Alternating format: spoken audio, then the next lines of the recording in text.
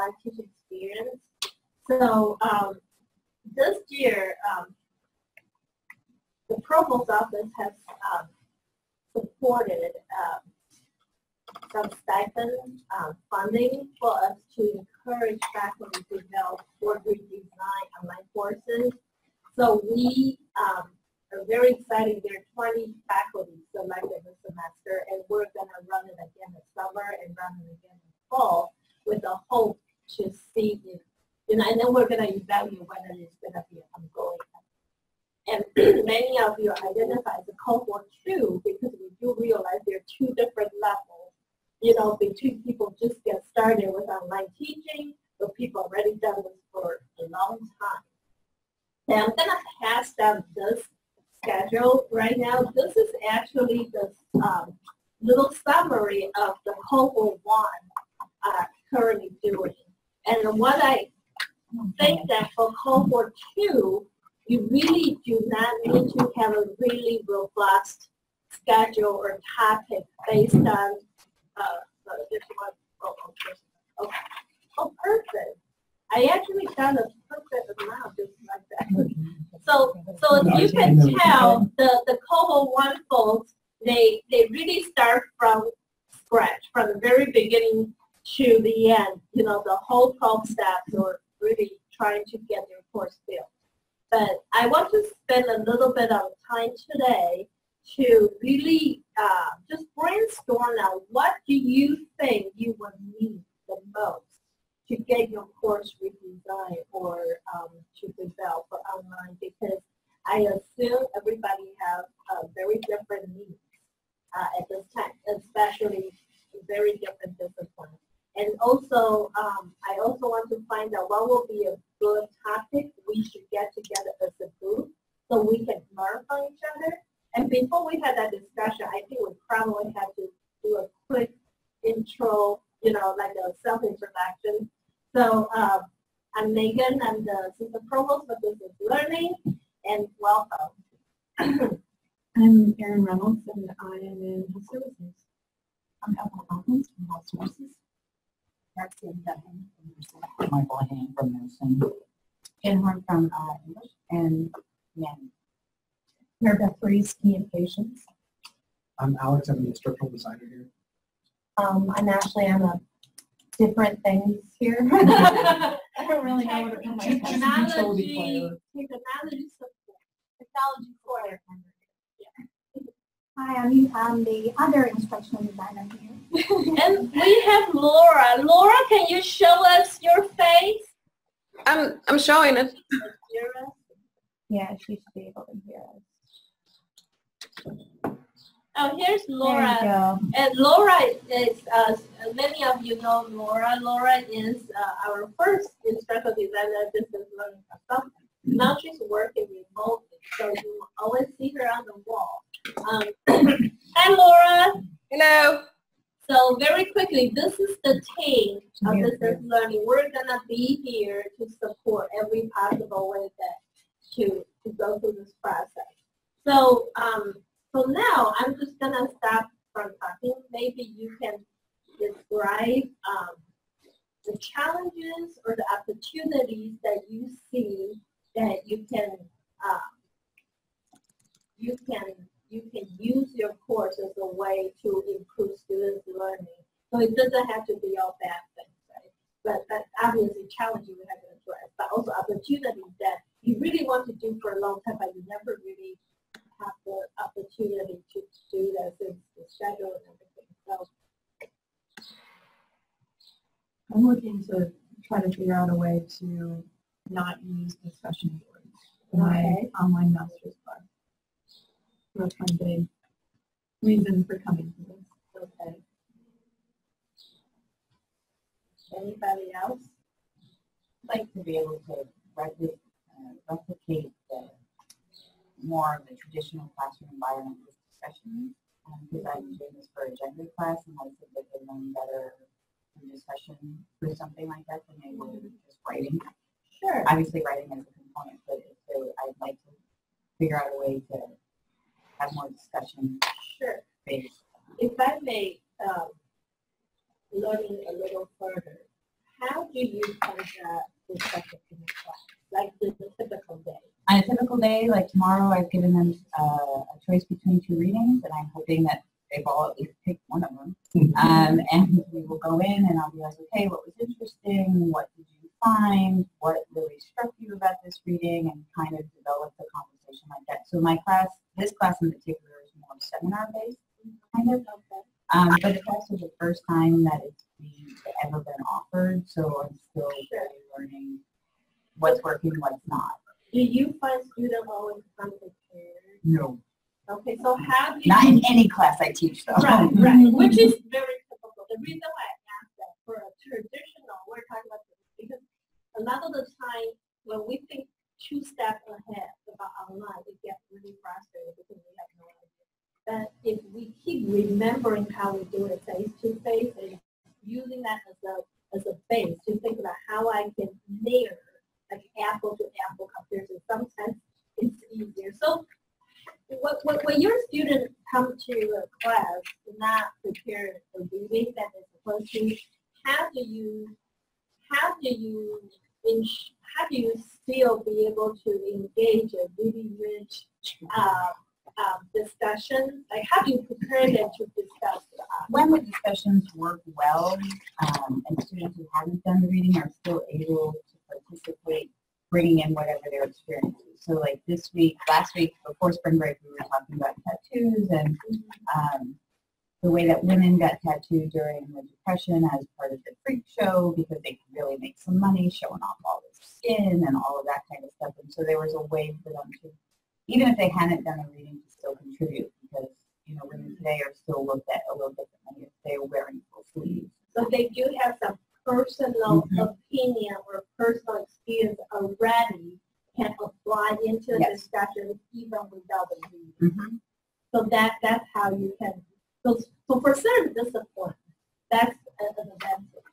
So your student doesn't really have any pre-reading before the discussion. If they somehow can, like nursing too, if they already practice, you know, if you can ask them to talk about their experience related to that topic, sometimes it opens up a discussion. And then because they're so into the discussion, they might end up go back to read it after that. Or, you know, somehow you can bring in some of the important points. So we're going to figure out how we're going to enrich discussion with online students because it does have its own challenges since it's not really physically together. And how do you do that? Becomes a different, I mean, students are going to be the same, they don't read. Right. I mean, nursing and health professions sometimes present a different student character. But for liberal arts, sometimes they are very different types of students. So anything else do you like to discover, opportunities, challenges, and throughout this program? I'm going from a full semester in-class class to what they call a 5-week, which if you look at the calendar is 4 weeks and 2 days. Right. Online summer class. That is the new core that's writing embedded. And I frankly don't know how to start. Okay. And this is really good opportunity for the nursing faculty and the liberal arts faculty having some sort of brainstorming because they are writing a test, right? And you are more professional typically. So how do you do that? Maybe we can have some discussion. That could be a nice brainstorming session. How do you still have a writing intensive kind of put in such a short amount of time and not making faculty work? That is also very important. How many people? 35. Oh. Writing intensive courses should only be about 20. I have 45 this semester. 45 for face to face. And the other class has 75. Oh my God, writing And intensive? it's impossible. I've spent all of spring break reading and I'm still not got my rough drafts ready. And the thought of how do I do that in a summer class, I don't even know where to start. I haven't colleagues that give up on the rough draft. I haven't been able to do that yet, but I have colleagues who do peer response. Students do the peer response for the rough drafts, and then a colleague will sees the final draft. And then, but it still allows the student, should they have done the assignment wrong, an opportunity to do a full revision afterwards. There's some ways we can do that. Obviously, different ways, it creates different outcomes.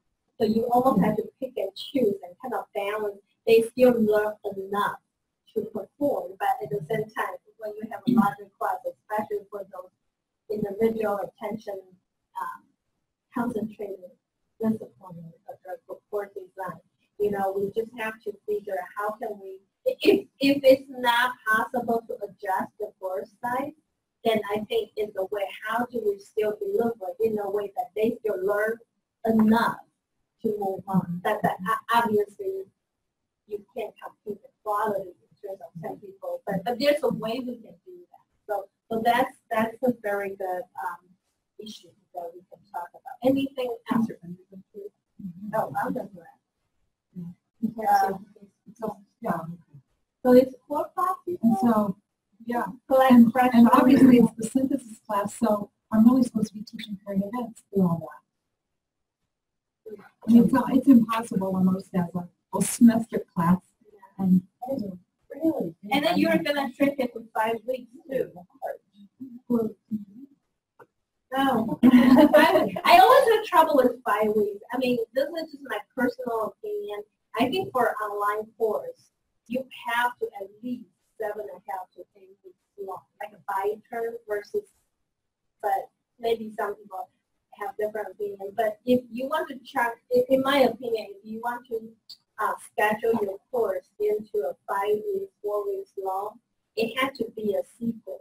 It might like a I don't know, English 101 A to C. So you kind of break the whole class into 3 chunks, and each one is 5 weeks or Some or whole even lot of 1 wiggle or 2. room in there for innovation or anything else, because you Right. really have to control almost every variable that you Right. possibly can.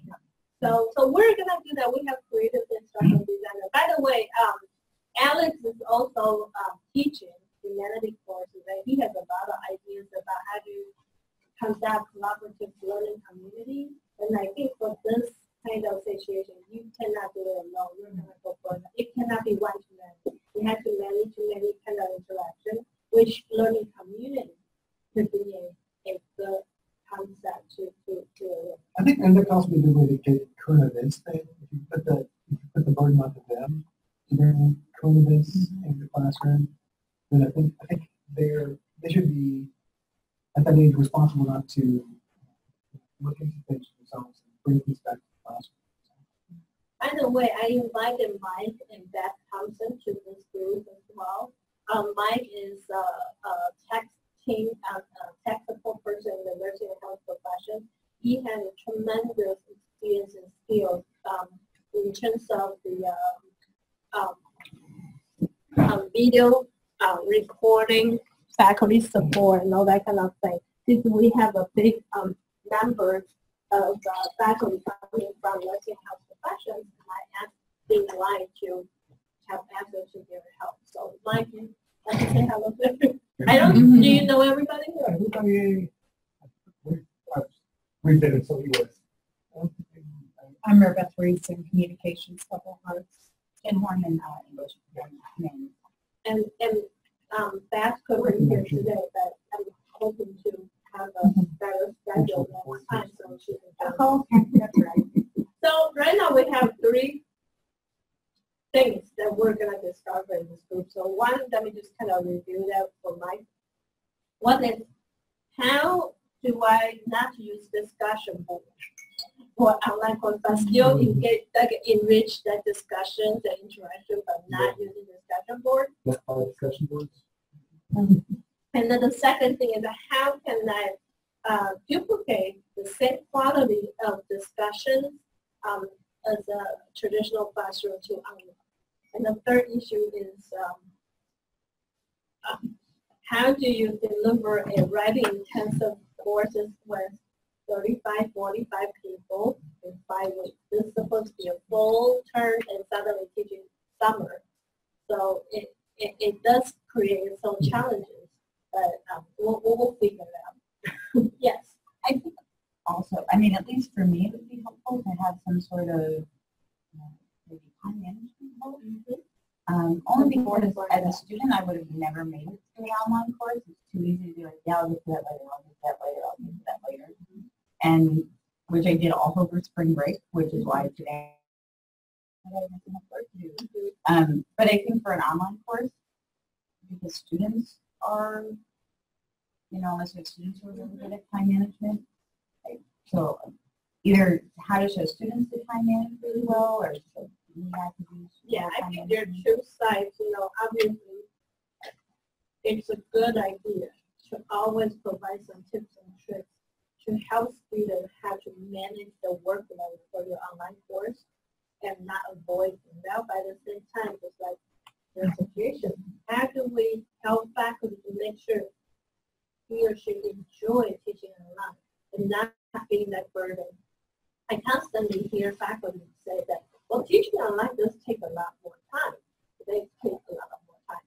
But yes, if your communication is always one-to-many or one-to-one kind of thing, of course, if you have 10 students or 15 students or 75 students, everybody's talking to you, of course you're going to feel burned out. So we have to think creatively how to allow the group to help. Again, it's a learning community. That kind of format, I think it will be very easy. Also, how do you design your assignment that could really help you manage your workload? Some faculty have also brought us some interesting time management and communication type tools. So a professor of chemistry who did talk last week, she had students opt into a text message reminder service. I have one of those. So yeah, so it's, I mean, so it's neat because, I mean, I don't know, there's other things, there are other kinds of, like what Yuhan uses. Yuhan is kind of a productivity workhorse. But she has a lot of time management tools she uses. Yeah, that's for my daily work. Yeah. For example, you might try Google Keep, which is, you know, compatible with both iOS and Android, and we have a web version as well. Basically, it's a to-do list. Like before you're jumping to your work, it's all the things you have to do, and then just cross them off. And We were talking about that just the other day because one of my students has to drop a class because she didn't do any assignments to date in one of her classes because she apparently didn't write any of them down, and so she's halfway through the class and hasn't done anything. Yeah. Have you had a similar? For my students, but it has to do with also the course that we teach it. They have to do a production schedule the first week, well, the second week. And it's a production schedule of the entire semester. And that's not just putting when things are due, but then going from the due date back and scheduling actual time, not just a day, but from 3 to 5, I'm going to work on this. And they are estimating at that point in time. And at first, one of the students, she gave me feedback. She goes, at first, I thought that was just busy work until I got all the way through and then I thought, oh my gosh, I have a lot to do. And then she understood why they do it. But they also have to create a production schedule for their campaign and their deliverables. So it also gives them practice for an after assignment. Yeah, this generation of students, maybe not for the older nursing students, but the younger one, probably in the 20 to 30 around, they are very prone to multitasking.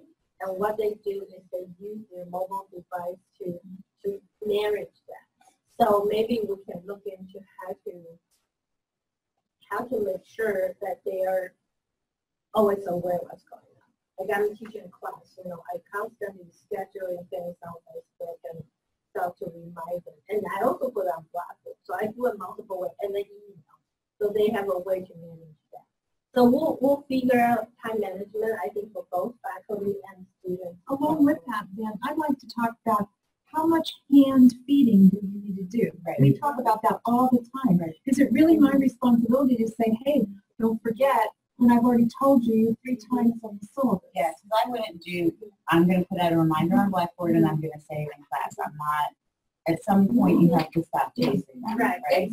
It's a teaching style and teaching philosophy. You know, everybody, some faculty, they say, well, this is your responsibility as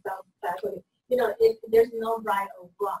I think no matter what, it is very important that there's some sort of very clear scheduling thing, either on Blackboard or on the syllabus. They can see, can have a glance view to see what's going on the whole semester. Because online students, they tend to schedule things more differently than your face-to-face students. So they like to be, especially I think for nursing health professionals, their life is so juggled and with all different kinds of responsibilities. So they like to have a predictable thing that happens. But even if you put out like, and this is actually color coded. I know it doesn't show up here, but like lectures are color coded, quizzes are color coded, discussion boards. Even with this, and I do this for all of my classes, face-to-face or online, even with this, I get people who are like, I didn't notice the quiz was due today. They're And still they not have being to accept that, do right? Are these undergraduates? My master's students are much better than the undergrads. My master's students are actually ahead of everything, and I can't keep up with them, but for undergrads, they miss assignments all the time. It's just like, I can't even, with my graduate students, and I'm teaching graduate students, if my graduate students do it, my thought would be probably over the graduate students. Now, and the graduate students are actually turning on things like ahead of, like, before I'm ready for them.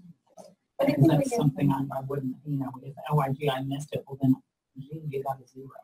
That's something I'm not going to enable.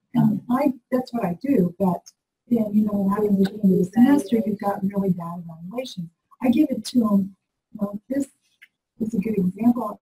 I give it to them week by week in the syllabus itself, and then I actually give them a calendar. And they'll still email and say, when's it due?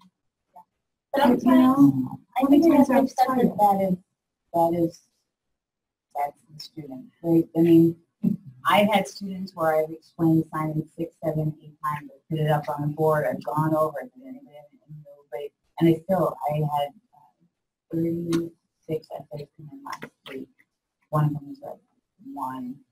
And so I was like, be ready, because we're going to talk about it again. So I think we just have to, that's as frustrating as it is for us as instructors who want these students to do well no matter what they think we want from them. I think we have to accept that it's still going to be, I'm going to miss this quiz, and I'm not going to get this done. And hey, I'm going to be on vacation like the first 2 weeks of July. Is that going to affect my online course? Because I'm not going to have access to the internet. No, wait till you get that one. That's my favorite. Had that one. Yeah, it's awesome, right? Figure it out is my response. Figure it out. You signed up for the course, and therefore you signed up for the schedule.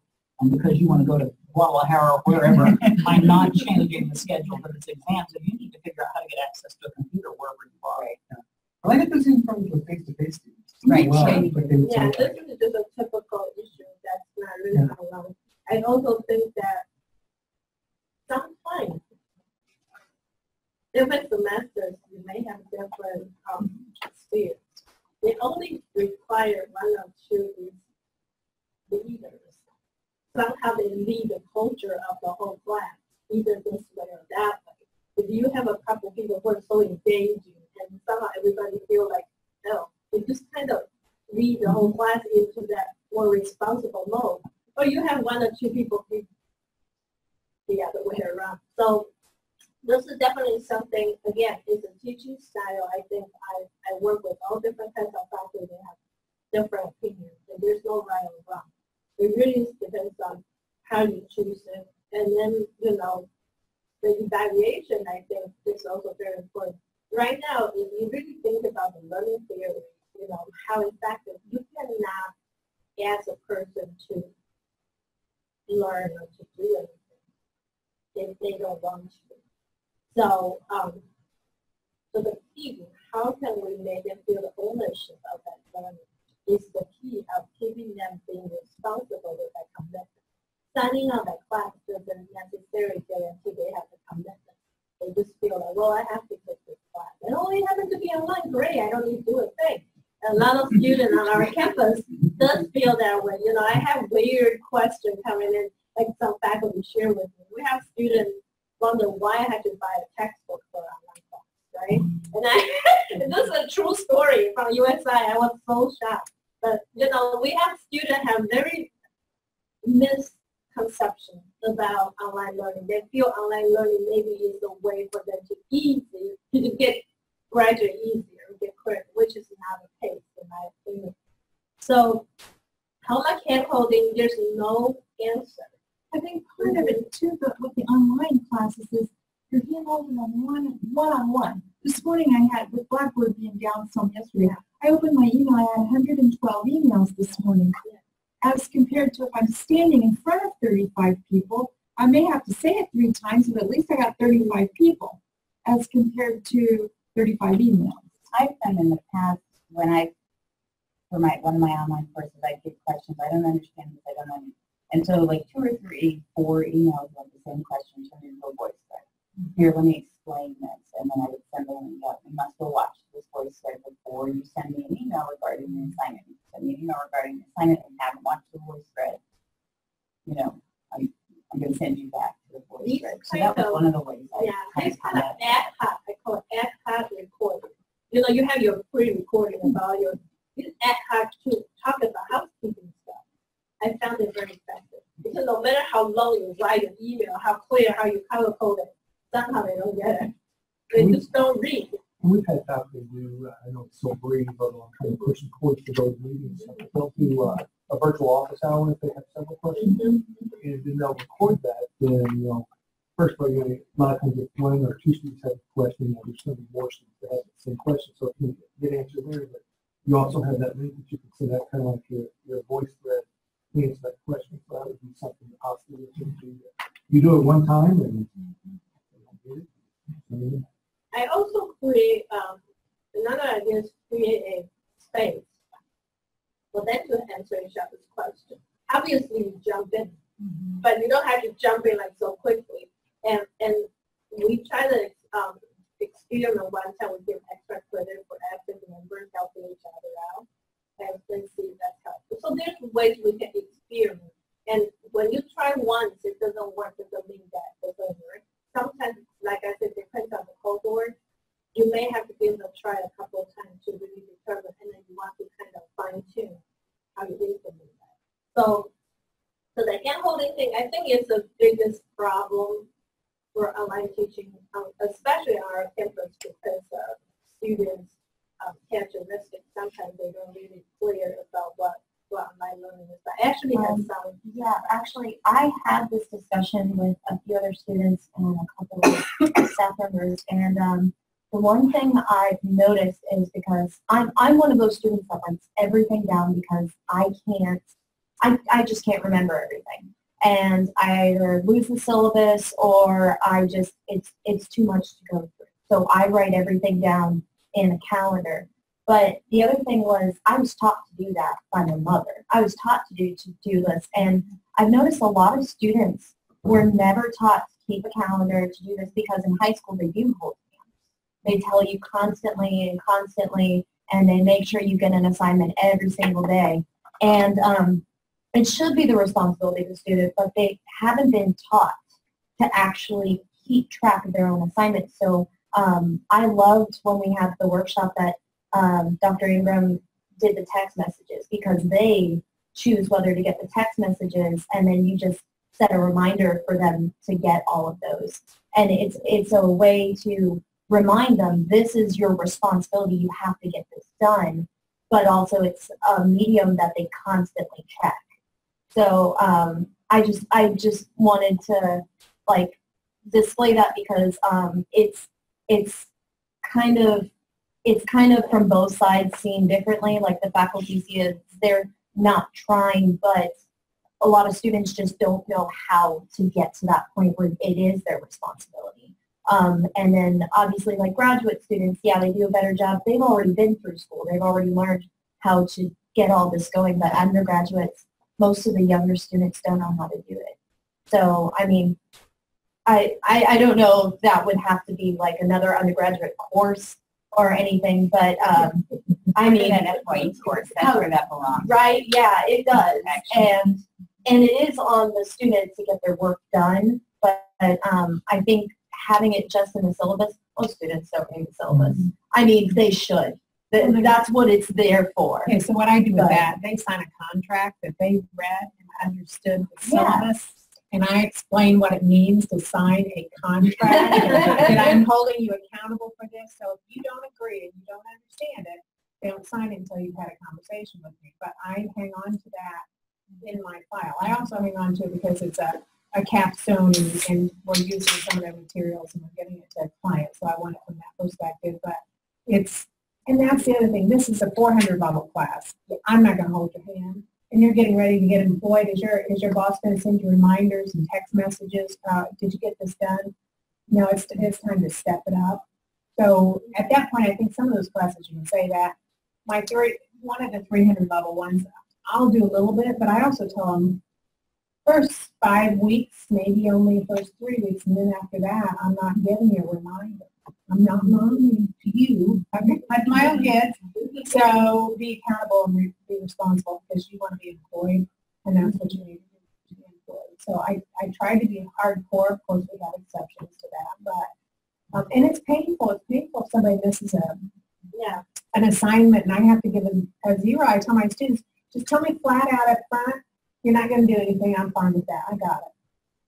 But I'm here to get you a grade, and not get your grade, but to teach you and educate you. And it is painful for me when you don't do, and you don't pass, or you don't excel.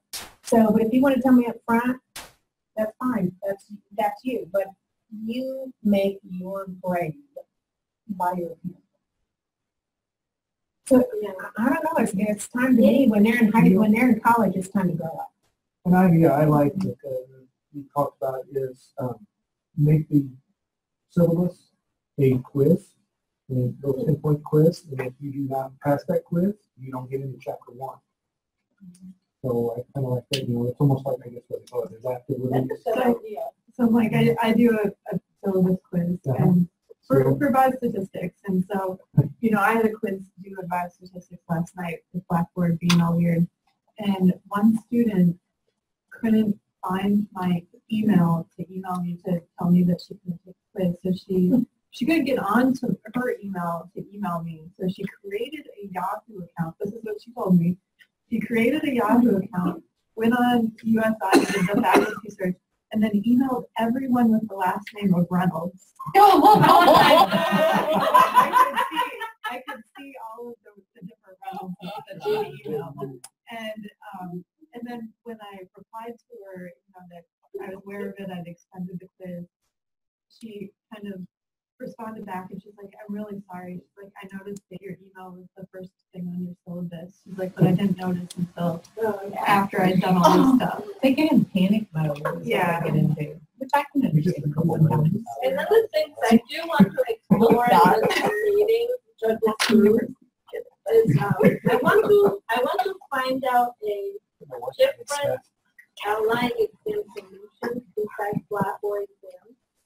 As we know, the frequency of having the issue with Blackboard exams is really Blackboard is a problem on a daily basis. right. So I feel it's time for us to either look in for the Band-Aid solution of Blackboard. It's really making sure that we have another system that can deliver very stable exams that integrates in Blackboard and other learning languages. So it's like a little app that you can access that. I think that's one thing.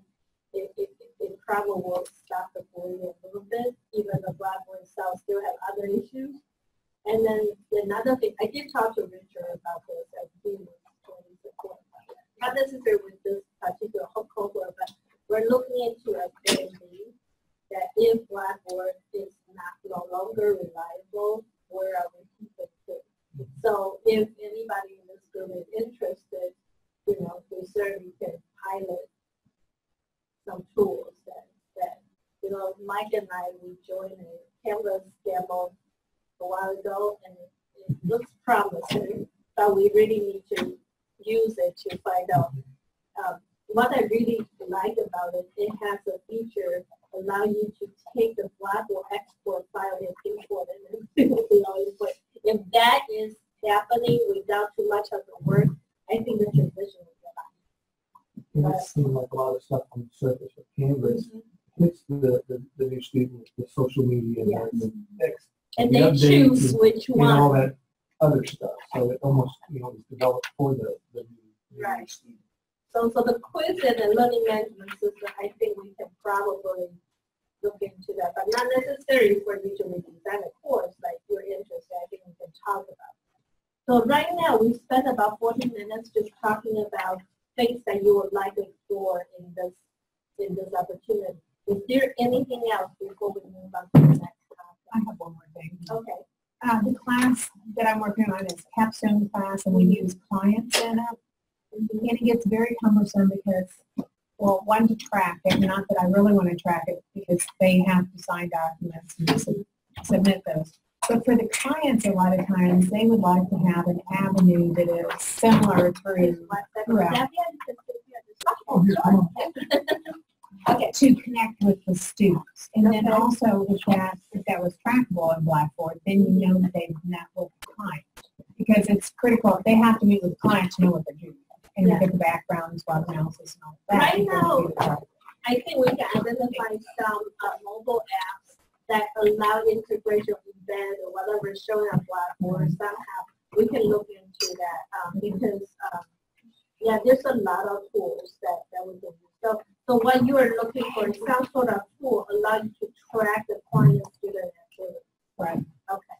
So we can definitely look into that. Anything else? That means we're talking about, because this is an advanced faculty group, so instead of using this, going through all the basic stuff, we're just opening up a discussion to find out what each faculty would like to explore or kind of get some help in certain either challenges, to solve certain challenges, or there's some sort of potential opportunities you always want to do in your class but never get to. So do you have any? Yeah, sure. I personally apologize for being late. The student that decided to come in at 11:45 today, even though office hours end at 12, so you all know. But thank you for having me. I think the one thing that I keep saying to Alex and even to my small working group is that I'm a little nervous about the student learning objectives. And I come from an education and English background where I was a double major in undergrad, so I'm always concerned with, am I giving my students what they need to be successful in this class, which is a lot more education than anything else, right? So I can worry about that if I'm an English teacher or Kim or engineering or anything. So I'm always interested as to whether I'm giving my online students the same probability of being successful that I would give my physical students. And one of the things I was thinking about this week is probably finding an effective way to minimize the jumping around from Blackboard. I don't necessarily want to use more than maybe one tool. Yeah. So one VoiceThread or YouTube or something else. As of today, I'm using two things. I'm using a submission database where they submit their papers, and then I'm using YouTube, which is where I send weekly updates to all of my business classes. And because students are familiar with YouTube, it's easy. So I don't want to deviate too far away from a YouTube-like setting where they're going to have to learn first how to use it before they're able to participate in class. So that's probably my largest concern. Okay, so you're concerned making sure your face-to-face quality and online quality match. And that's a very important aspect because, again, in my opinion, I think it doesn't matter student take your class online face-to-face. They should be able to be prepared in the same way.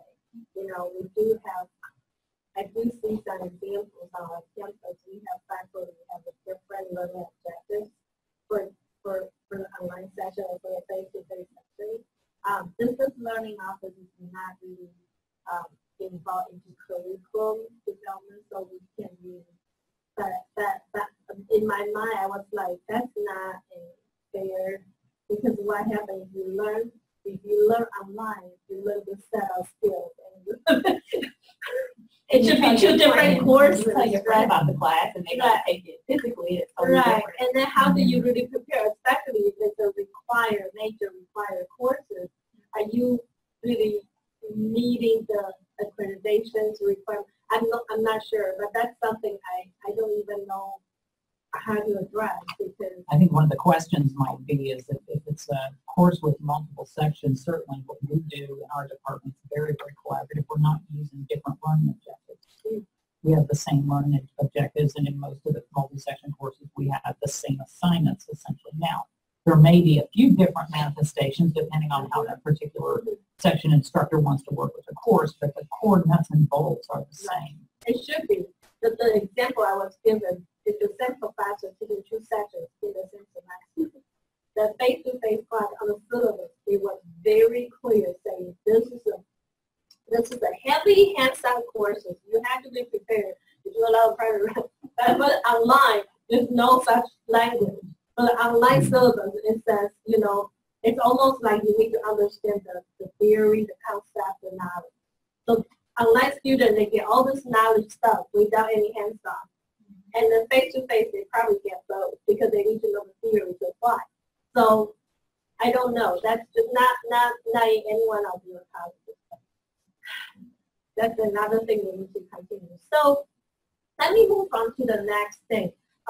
I want to, before we end the meeting, I want to find out if this is a good time for everybody, generally speaking. Obviously, once in a while, there may be things going on. I think I've pre-scheduled a bi-weekly meeting for us to get together, but these meetings are just there to kind of block your calendar space. We may meet or we may not. If there's no reason for us to meet, I don't think we should meet, but I want to make sure this cohort get more one-on-one sessions because you really have your unique course need to address. So first thing first, Monday and noon works for everybody, generally speaking. Okay, so that is good. I already put on everybody's calendar. And the second thing I want to ask you, we do have some online workshop opportunities provided by Online Learning Consortium. It used to be called SLOC. They just changed their name. So I am going to send you through email a list of the training topics. Some of them are about avoid burnout, some of them about copyright, some of them about how to do interactive discussions, and they're all online asynchronous kind of sessions. So you can sign up as many as you want, and our office will sponsor that. So I will send that to you. I just like the same as the cohort one. I think each one of the faculty who sign up with at least 2 have to join one workshop. If you see multiple topics you like, feel free to join that. And you don't have to, for the requirement of this program, you need to finish one by the end of May.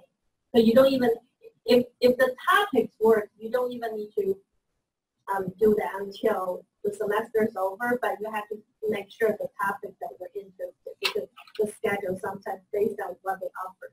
But you can sign up for anything, even for next semester, you know, in the fall. If you see something that you are interested, just let Ashley know, and she will help you step.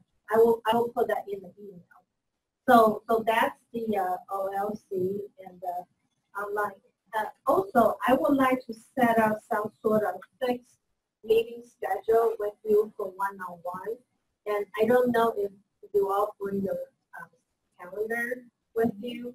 And if you do, we'll use the last 10 minutes. We'll just kind of set up a meeting together. So I can, I will always go with Ashley, and then we'll come to do a one-on-one consultation to find out how do we design your course particularly. Finally, I want to do a little exercise to end today. But before that, I want to find out if anybody wants to go get more pizza or take a break. Maybe we'll take 2 minutes break really quickly that you can get more food.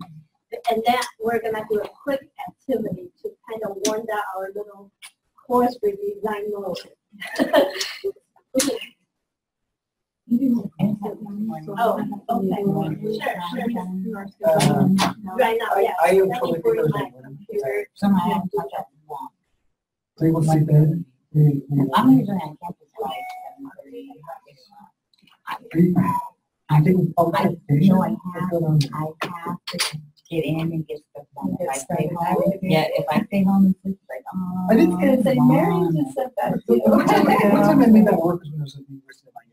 And I would get there at like 7 every morning. That would actually be fun. Yeah, it works really well for me during the year because 7 to 7 is like the work day. Like, I work in a house where both parents going off to work and I get home after work and that, you know, so I like that scheduling really well. So, Anytime. 9 to 10. So what time usually is good? Do you want to be here or do you want to be in your office? Morning matters. I'm like, do you want me over here? No. Okay, sure. Probably like on Wednesday. Okay. Can we? Probably, okay. And I It don't wouldn't. Yeah. So I had to keep the Oh, meeting out I'm doing of a mile. driving appointment. Very Last fast. night, so I have one of those So yeah, in case you also talk to somebody in the library. Okay. This week will be Who different. apparently can know. How about So I'll talk to her. Instead of that, all my Or if not, I mean, just let me, Yeah, and yeah, I can do that. I'll send her. I have an appointment at 10 and You 11. know, if I say, I have one at 9. well, but if there's copyright issues, like I don't know if it goes through the library, if that produces. Yeah, that's good. Yeah, I think in general, I don't think you really sufficient cases like integration of those services. Right. But I think so that's something we think we can look Okay. into. And also, I'll send you her email. And, I'll see what she- So online course development. I know, it's been a long time since you looked at it. Yeah. When Megan saw me, she was shocked. She was like, your head is a square. Oh, Quick question, are we setting up our standing one lunch with Megan or with you? I mean, yeah, I guess we, yeah, I think she's talking to.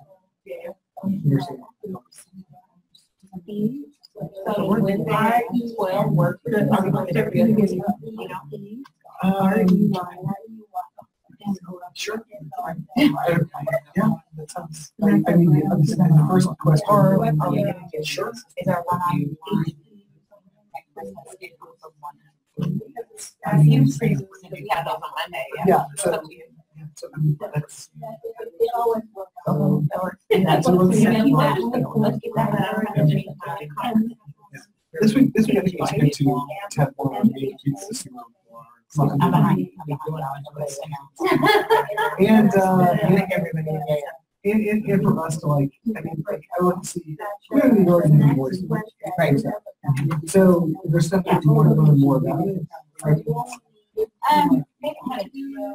I'm kind of like Xavier. I don't want them popping in and out all the time. I want one, maybe two sites. I think it becomes problematic. Yeah. So in VoiceThread, I know something I have access to. I didn't even click into it because I don't want to have a YouTube channel. So I mean, all over YouTube. Yeah, if somebody shows me, I mean, I don't know how many times. Like VoiceThread, I figured out how to make my own voice, but I don't know how to make my own. But whatever is, I mean, I guess it's just as easy to learn. All I right. can actually do it. Are you all ready for the little Right, exercise? right. Yeah. All right. Give me some excitement. Okay, very quickly, there are some tools that you can really use for your own benefit. And for the cohort one, they're required to do a lot of activities. But for this cohort, this is more for your learning resources. We do have a Blackboard created on your Blackboard thing that is called Online Course Development Program Spring 2015. And this is where that is. So most of the information was set are really for the cohort one people, but I do find the resources that we put together is very helpful for anyone. So feel free to figure out what's going on. We do have a group space right here. Your group is group 4. So if you click on group space, well, actually not your group, I'm sorry. The nursing and health professions group is group 4. There are 5 people in each other group. So what I did was, oh, I think I also made a mistake. I uploaded your syllabus and course calendar into the file exchange, and I wrongfully loading the wrong people in here. I'm sorry, I just saw cohort 2, I forgot they're in a different group. But for example, like Dr. Beckman's information that loaded here, you can load it too since you're all group members. Just go ahead and add the file and you can add your stuff here. The reason why to add there is because then your cohort can take a look at what you have done and maybe give some ideas whenever we need to. So the syllabus is public information, and it's not like private or anything.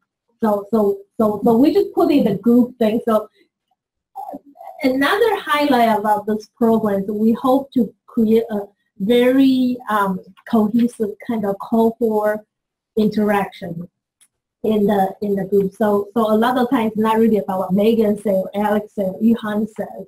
It's really about what you brainstorm, and then we're more like a facilitating the discussion kind of a format. So this is the Blackboard, and we have a learning space. The domain is learn.usi.edu. And you can log in here as yourself. All you do is you go to login and you say use your USI network ID, which is the first part of your email. And then what you do is you say you forgot password. And then it will email you the opportunity to reset. We set a default password for you. And then you just need to click on forget password, and you'll get it all reset. And something so cool about this, if you click on teaching online, learn more, we try to put all different kinds of resources into a small little course area. So like readiness, creating your syllabus, learning objective, course mapping. So there's all different kinds of topics. Some of them are curriculum design. The 100 levels are all curriculum design stuff. And then the 200 levels of courses are more technical, as you more like a strategy. So the 200 level will be like a retro recording strategy, interactive learning activity. The 300 level is technical, specifically about a technology. For example, VoiceThread, Blackboard Collaborate, GoToMeeting, Zoom. So there are different technologies. So you can look at the level to determine. And then 400 level is more about policies. For example, copyrights and fair use. So you can go inside, self-enroll, whatever. Sometimes some of them are open to public. Some of them you do have to click on self-enroll, but it doesn't cost you anything. These are just the way we kind of organize our stuff, because a lot of times there's just so much stuff. It's very hard to find them. So we organize it this way. And today, I want to talk about course mapping. The reason why is this is very important, that when we start developing a course or redesign a course, like I forgot who was suggested, it is very important that what you expect your student learn and and the activity that you design for the class, it should be somehow matched. So that means students go through all these activities. At the end, they will learn whatever you expecting them to do. Depends on the discipline. Nursing has a very strict accreditation requirements, so a lot of times they're aligned. But for disciplines, sometimes they're not as clear objectives or the learning. Sometimes faculty may not realizing there's a disalignment there. For example, I know some faculty members, they may say, oh, I'm supposed to teach this class, so I go ahead to grab the textbook. There's 60 chapters, so I do 1 week a chapter. So you start to design your course based on how the book is framed. Okay, but the real course is really, you need to think about this. There's another thing called curriculum mapping. That is the whole curriculum of this major, that you want to make sure this course and this course, why they're all in there. There's certain kind of things they're supposed to learn in order to gain that competency. So there's got to be some reason your course is included in that curriculum, right? There's got to be something your student needs to learn from this class in order to advance to the next course, or something you need some knowledge from the previous course to move on. So this kind of connection is very important. So let's think about this. I'm gonna ask you, you all know this, right? I'm gonna build a course to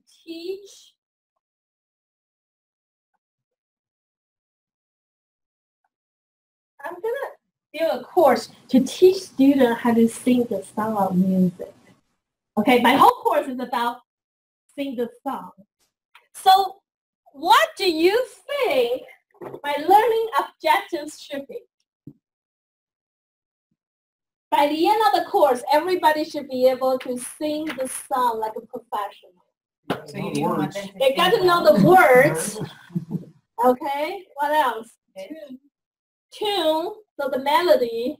diction, I'm sorry, diction, addition, diction. Diction. Do I spell it right? Thank you. What else? Staying on pitch. Pitch, harmony. I would never take this one. What else? What else? If the whole course purpose is about students the song of music. Read music. Huh? Read music. Read music. Very good. What else? But why do they need to? We've done, I would start with that. Why are you doing it? Oh, why you need to learn the song? The purpose of the song. Okay, so the degree is about the program. The online program is about recruiting all the actors to perform the whole Sound of Music performance. And so they are trying to recruit students to be able to understand the whole movie, right, and be able to perform. And then they will, by graduating from this program, students should be able to perform any role in that movie. And this is one of the course. They need to learn how to sing the sound of music. So you see that whole connection now? Her question was curriculum mapping, right? And then there's another question was about, I forgot what the other, that was course mapping. And these are the things that students need to learn. So as you can tell, it's so easy that you identify these are learning outcomes. And sometimes learning outcomes, people also call it as learning objectives. Depends on which one you like. And then you will be able to try to find activities. So what I did was I did a little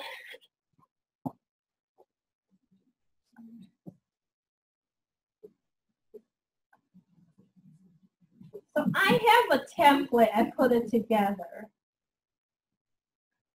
So this is just a little activity. So the content activity, can you see it well? So the content activity and assessment, these are the items that you need to do to put the course together. And here's learning outcomes. These are the things that students should be able to demonstrate at the end of the class. So it's pretty matching what everybody said. I obviously did it as an example, so I didn't. So they have to know how to pronounce the lyrics correctly, and then they need to comprehend the meaning of the what does this mean? And it describes the feeling of the song composer. Right? So you can act, you can really sing with that feelings. And then you want to see the melody in the right pitch. Very important, right? And then you perform the entire song by memory. You cannot look at the cheat sheet and sing it. You have to be able to perform. So if these are my 5 learning objectives, then I start to find out, when I put a C next to each other, that means that content I need to provide it on Blackboard. right? And the A will be more like assessment or activity. Obviously, activities, for them to participate, you want to make sure there's a point associated with it. So that can also consider the set. So, I mean, I didn't do the whole thing. I just did that really quickly. There may be other things that you should put as a content. So I thought, well, you need to have a song demo, a YouTube link to show them how the song's supposed to be sound like, right? And then you want to make sure you post the words of the song, and then you want to show them the music sheet so they can understand the melody. So that's the content you need to provide it to your student and put on Blackboard. And then now here's the part. These are the most important things because these are the things they need to do during the class in order to learn the skills of meeting the objectives. So, you know, one assignment I wanted to record audio, just read the lyrics with the tempo. You know, so you kind of need to read it also with emotion. So that's, I want to have one assignment that give me a recording without melody, just read the words first. And then the second thing, I want to have some sort of discussion. So ask everybody to think about what the meaning of the lyrics and what the emotions, the feelings the composer wants to do. And then finally, you know, they want to give me another recording with the melody only, just the hum the song, you know, without the words in there. So you kind of separate the outcome, which is the whole recording of the song, separate into two steps. So this will be step one, you need to know the words. Step two, you need to know the music, so eventually you can perform. Some of your activities or your learning assessments have to break it down into that. So you kind of, for example, writing a paper, you know, you might want to say, write a draft, write a outline, and then a draft, and then the final paper. So that will be slowly building that final outcome. So another activity will be a final class performance. And then this axis where it comes. So which of my content will help students to read these, to perform these things? So you kind of having that figured out, right? And then which activities will help to, so you see these align with these. That's what's called course mapping. So that's a little, and I print out an empty sheet of this thing. You can fill this out.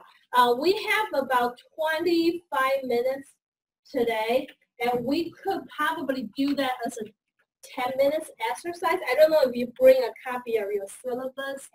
So maybe we can use 10 minutes, just really quickly put it together. And then if this is too difficult, we can even just do it 5 minutes.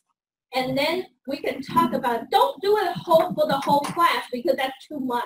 Just put a couple in there, and then we can talk about it for our class. Yeah, for the class you're about to redesign or build. Just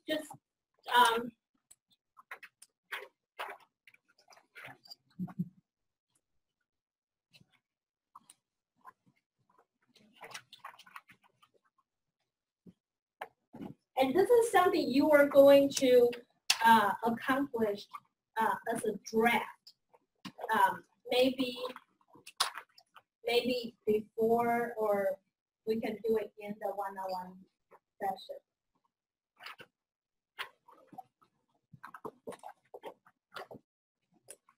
So we'll do it until 1:15. And don't feel stressed, just do a couple kind of as a little exercise.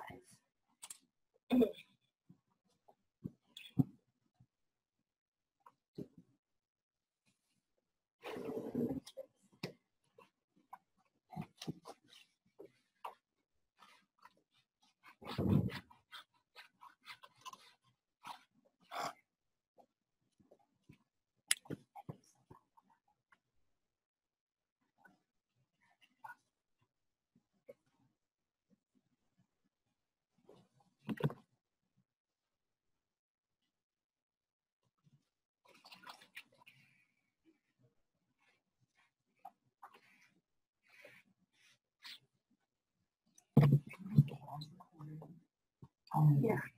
I guess that, I don't think you, Yes, you can. Yeah, pause on the very left hand side. Good catch.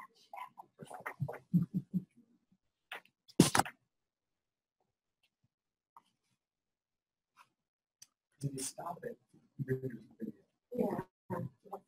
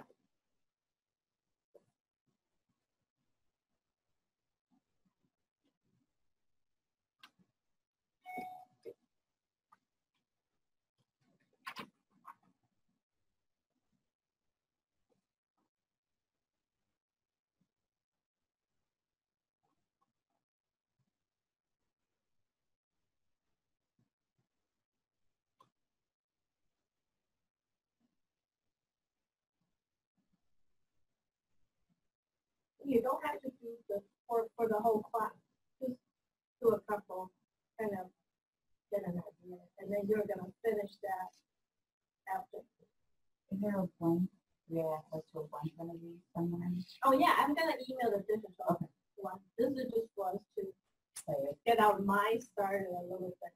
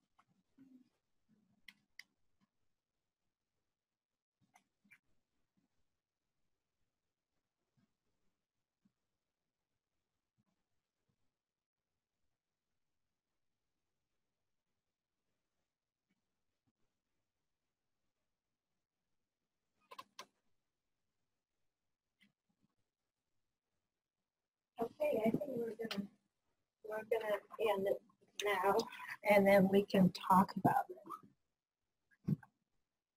Okay, so you can finish this after the meeting, if not.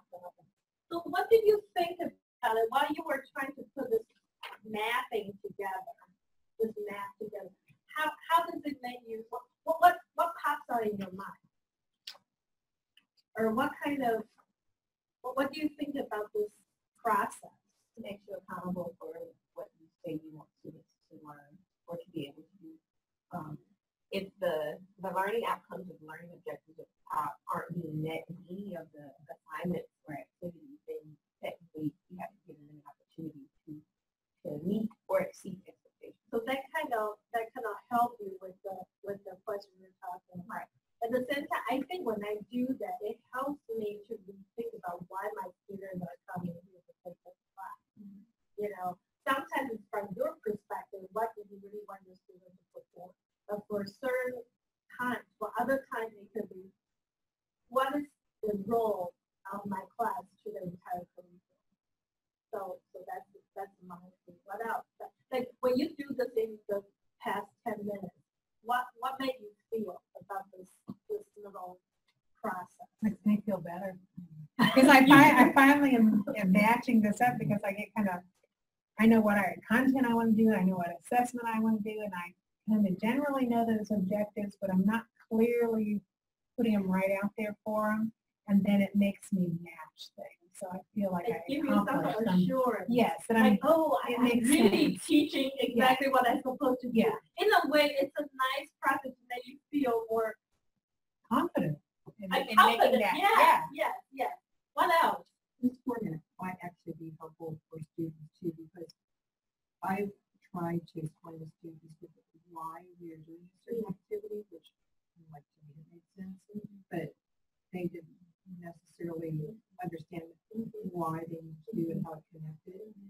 So if they had something like this to look at, I think it would be helpful. That's a really good, and then you just give me an idea. Remember earlier we were talking about how to make students feel accountable for their own learning. I would, instead of doing a syllabus quiz or even do both, I would give them a blank sheet to have the activities fill, do the top row and first column, and make them to do the X. And then as an assignment. So that could be a way to make them understand why you're going through this, because you need to learn X, Y, Z. So we're doing it. Stop complaining about it. So that could be another idea. What else? But don't you feel this is a nice tool that helps us to really have because sometimes this is not just, this happened to me personally also, is that when you put a course together or when you teach a class, a lot of the time you just kind of doing it, but you also feel a little you're not very confident about if I'm really, you just kind of follow the schedule and then just teach that years after years. Some people teach the same curriculum for 30 years. But doing this, like Mary Beth said, I do find it as it's valuable because you feel very clear about why I'm teaching this, why I'm giving them a discussion board. I give them a discussion board so they can talk about how the composer wanting to demonstrate through the melody of the work. I wanted to talk about the emotions. I wanted to talk about the story.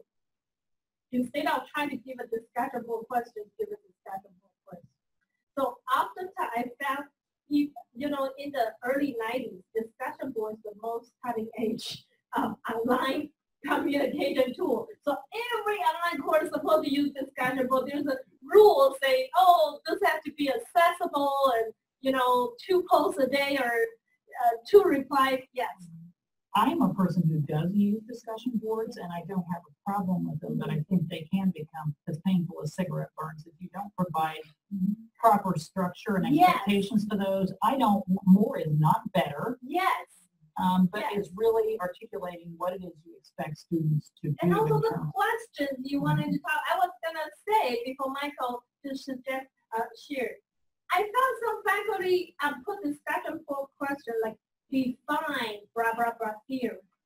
That's an assignment. That's a writing assignment. That definition is not that. Discussion is supposed to be a conversation.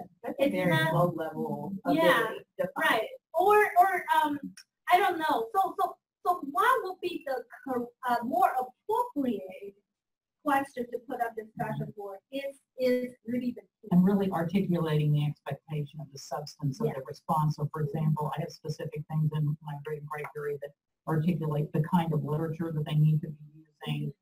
Not a multitude of a bunch of responses. Usually there's two key responses to peers. And then also I post a set, not one, a set of questions for each of the students that they're expected to respond to. So it's not a huge number of posts. We're looking at about 4 total for the discussion board for that student, but really looking at the depth and the substance, because I don't care if they want to go in there and do 500 posts, that's not going to help. It's really looking at the substance of what it is that they're providing. And I also believe that students hate them even more if they don't see the presence of the faculty within that. If you're not engaged at all in it, then it does send a passive message. Well, maybe this is not so important. Yeah, I agree with that, but sometimes, you do see faculty put a lot of the discussion board assignment in there, but there's no presence of the faculty. And if you've got 900 students in the class, you can't do that. Right, so another thing avoid burn down is the discussion board is meant to middle size, maybe 30 students. If you have more than 35, then it's very hard to participate in that. Especially everybody's required to post once and reply twice. That means you already have 120 items. And you have to plan for time management, because I graded one this morning and I had 15 students that go, it took me about 2 hours to grade that. I have a rubric, but I still do quite a bit of qualitative comments, and it takes time. And so just like students have due dates, I put due dates on my calendar. Once I get the calendar ready for the course, I put in all the dates to grade everything, because I can't keep track of it any other way.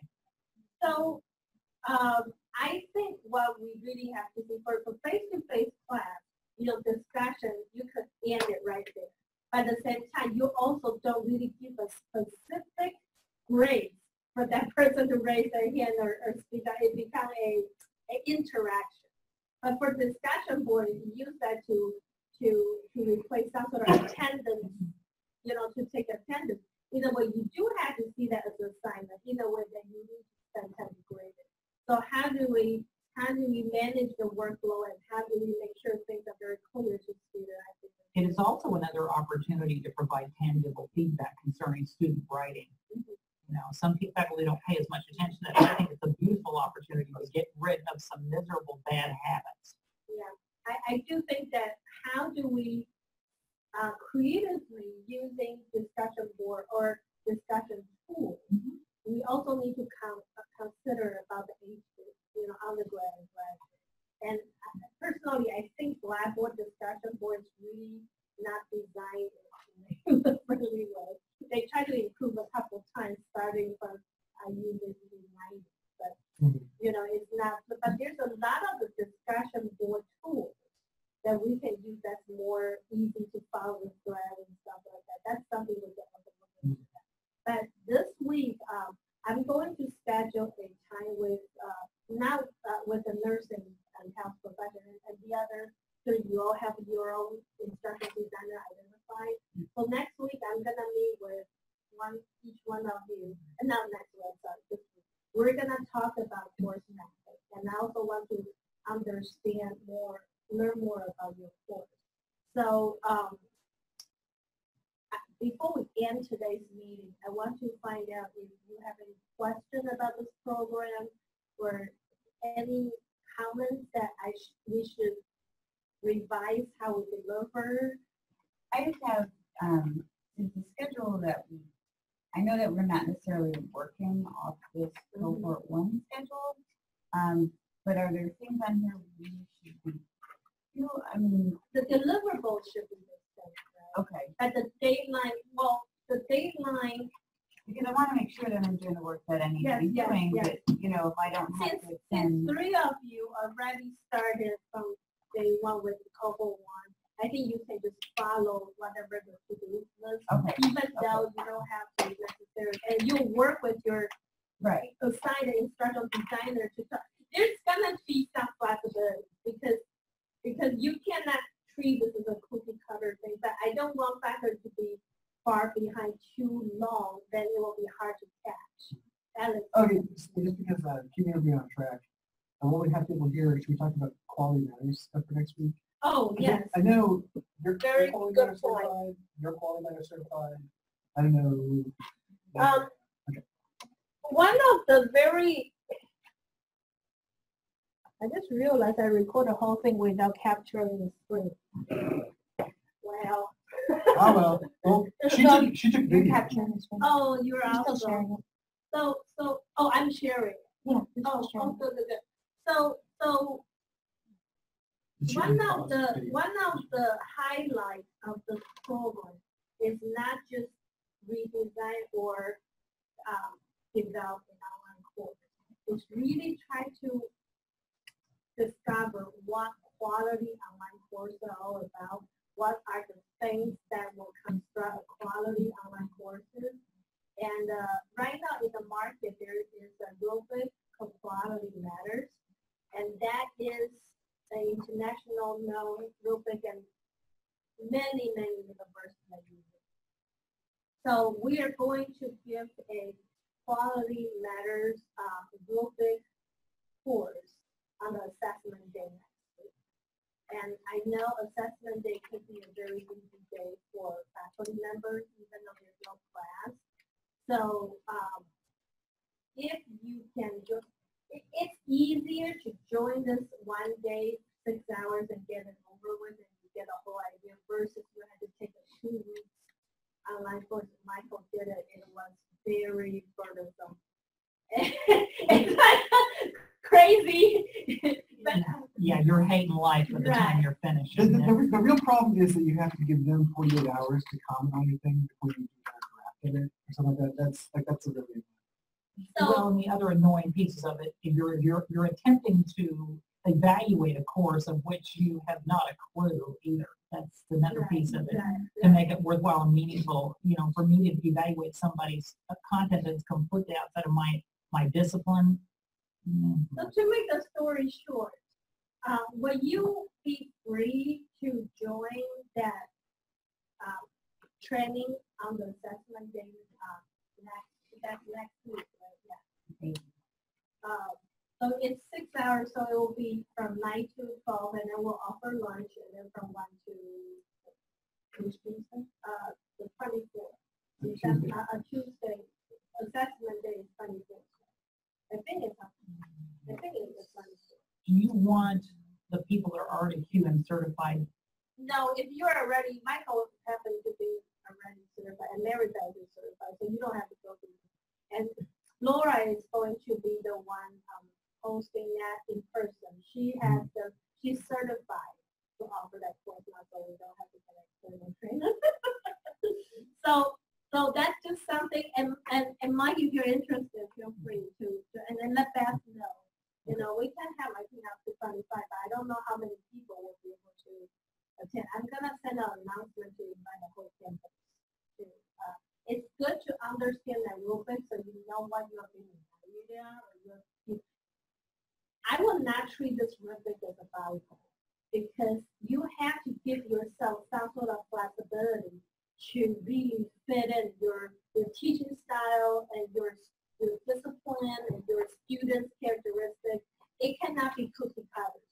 And then, because when you talk about rubric, it's always about cookie cutters, right? You want to make everything standardized, which I will not wanting to create that kind of impression. So based on the Quality Matters rubric, you just need to meet 85%. You don't need to meet like 100%. So you have to pick and choose. If things doesn't make sense to you for your class, don't do it. Each item, they give a grade points, either 3 points, 2 points, or 1 point. 3 points is must have. It's just no brainer. You must have a learning objectives on the skills, for example. That's no brainer. So 3 points you have to meet. And the 2 points and 1 point, I think it can be more classic. So March 24th, I'm gonna send an announcement as well. So you can RSVP. Again, we will provide lunch, and that day, since there's no class, I know some departments they schedule a lot of the everybody's using that day for their own purpose. So if you can grade and talk to your colleagues. If they are interested, they don't have to be in this program. So now we have about 1 minute. I think that any other question? And thank you, Alex, for bringing us out. That's a very good point. I totally say that. If not, I got my computer here. We can just schedule our meeting for this week, and then thanks again for coming. There's a lot more pizza. Please go grab some for your afternoon snack. You know, I don't know, I got a cold.